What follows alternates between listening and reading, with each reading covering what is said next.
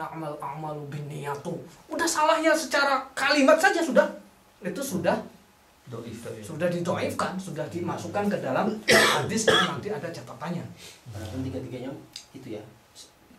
Iya. Yang tiga di atas Iya. tidak melanggar. Adlun, dhabitun, mu'tamadun. Jadi misalkan gini, atau ketahuan nih orangnya bagus, riwayatnya bagus, soleh dan sebagainya. Ketahuan dia anuin ayam itu. Kut, ayam datang. Ternyata kemudian tidak ada makanannya. Maka hadisnya itu tidak dipakai. Iya. Karena dia kepada binatang saja bohong. Jangan dipakai hadisnya, apalagi kalau hadis sampai segitu.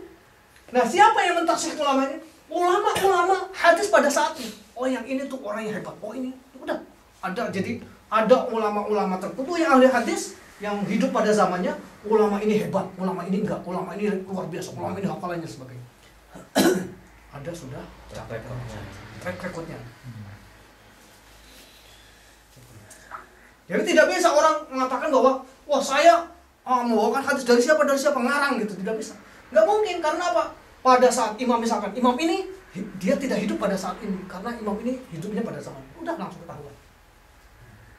Diriwayatkan oleh Imam A, ngakunya Imam A hidupnya kok dekat sama Rasulullah. Oh, Imam A nggak mungkin hidup sama sekarang, zaman sekarang kan hidupnya ini. Oh, berarti kuat. Masuk yang mana? Yang masuk yang layu al. Ya, apa namanya itu yu'al. Yu'al. Jadi bagusnya gimana hadis ini? Bi isnadin dhaif. Kan yang isnadin dhaif itu Abu Daud aja. Dari Abu Daud itu menggunakan hadis isnadnya dhaif. Kalimatnya ini. Imam Ahmad meriwayatkan ini tapi hadisnya sahih. Mungkin lewat jalur lain ya. Lewat jalur lain. Hadis ini diriwayatkan oleh Tirmidzi dari Sa'id bin Zaid, bukan dari Abu Hurairah. Gitu. Imam Ahmad juga menetapkan. Jadi hadis ini diriwayatkan oleh Imam Ahmad hadisnya, tapi Abu Daud mengambil riwayatnya itu hadisnya dhaif kalau dari Abu Daud. Jadi hebatnya ulama hadis mengatakan demikian. Kalau ini diriwayatkan oleh Ibu Daud, tapi Ibu Daud ngambilnya hadis jalurnya yang dhaif. Bunyinya sama. Kalau ada hadis dhaif, nih. Salah satu riwayatnya dhaif. Diragukan salah satu adlun atau dhabit. Ketemu sama hadis yang sahih, yang persis kata-katanya, yang persis periwayatannya, hanya pada dia salah satu sanadnya nyempil oleh ulama ini, maka dia menjadi sahihun li ghairi. Dia menjadi sahih dengan adanya hadis yang lain. Nanti ada ini apa namanya? Kalau dijelaskan ini wah seminggu 2 minggu selesai gitu. Pulang-pulang. Apa cuti? Enggak jadi. Soalnya banyak Tanggal 5 ini. Iya, enggak selesai lah butuh. Adakah Pak ya, misalnya ada perbedaan pendapat yang mengatakan bahwa satu hadis ini sahih, tapi pendapat yang lain mengatakan itu tidak sahih? Iya. Ada kemungkinan bisa.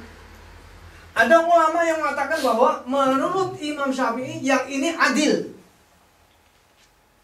tapi menurut yang lain yang ini tidak adil. Itu bisa.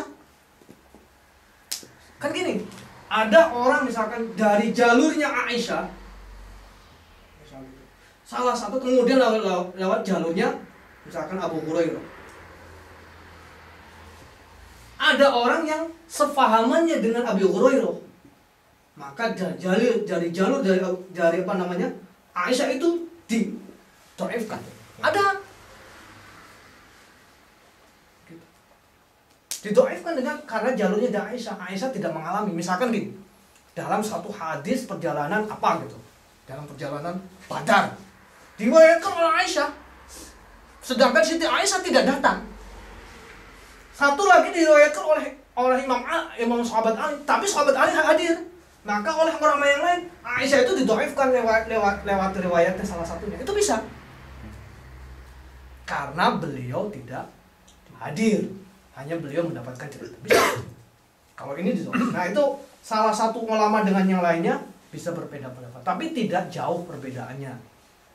Maksudnya kenapa? Kalau misalkan ulama itu satu mensahihkan, satu mendhaifkan, maka tinggal kita mau mengambil pendapat yang Tanya. Kalau dalam hal hadis itu kan seketat itu ya. kalau dalam hal penerjemah Al-Quran dan hadis itu kira-kira kriterianya seketat itu nggak? Orangnya harus soleh, hafalannya harus kuat dan segala, atau Menerjemah? Iya, penerjemah hadis dan penerjemah Quran, karena kan seperti ini misalnya gitu, tulisannya tadi tidak sah padahal yang mungkin yang lebih tepat tidak sempurna gitu kan. Itu apakah seketat seperti itu atau yang penting dia bisa bahasa Arab lah gitu? Kalau menerjemahkan karena itu benar-benar membelok-belokkan itu, karena menurut saya begini, oh ternyata itu gitu. Nanti ganti ulama lagi, jadi gimana? Kalau menerjemahkan, ini kalau meriwayatkan, yang paling penting meriwayatkan. Kalau menerjemahkan itu memang kadang berdasarkan berdasarkan pemahaman masing-masing. Misalkan gini,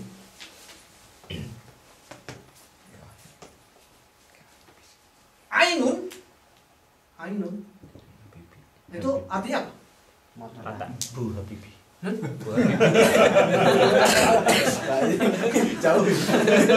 Bu Habibie gitu. Pemahaman yang jauh. Ainun itu artinya bisa 7 loh. Bisa 7. Bisa mata. Bisa mata-mata. Bisa mata air. Bisa mata hati. Bimbo ini. Pokoknya mata ya. Iya, mata. Mata semua. Bisa inti cahaya. Macam-macam. Makanya Apa? Makanya kemudian bagaimana ini penerjemahannya?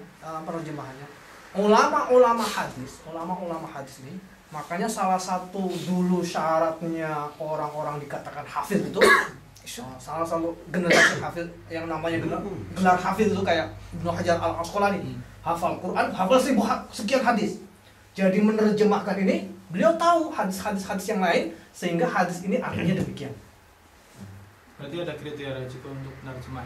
Ya kalau penerjemah sih sebetulnya nggak ada kriteria khusus. Semua orang kayak Depang tuh bisa menerjemahkan gitu dengan tasnya seberapa. Kita juga bisa menerjemahkan dengan kemampuan bahasa kita. Tapi kemudian tidak bisa menjadikan itu sebagai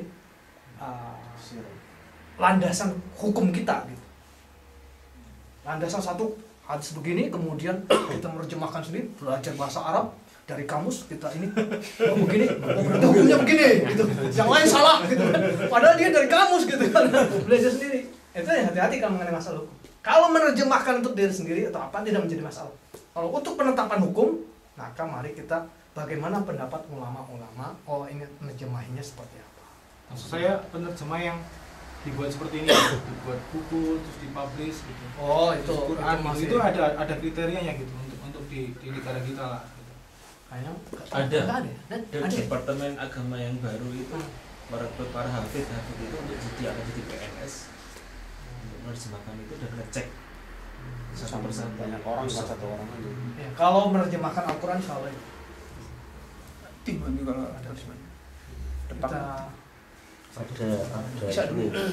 ada kalau kita itu tanda tangan kayak di sini lah kontrak kerja itu, saya itu ada bahasa Jerman, ada bahasa Inggris, terus selalu di ujung bawahnya apabila terjadi perbedaan penafsiran di antara dua bahasa ini, maka bahasa Jerman yang dipakai.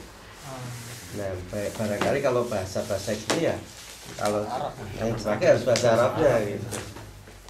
Iya bahasa Arab. Kalau dalam ini yang jadi bahasa Jawa. Itu aja ya, kalau kita tutup dulu. Kita baca. Alhamdulillah.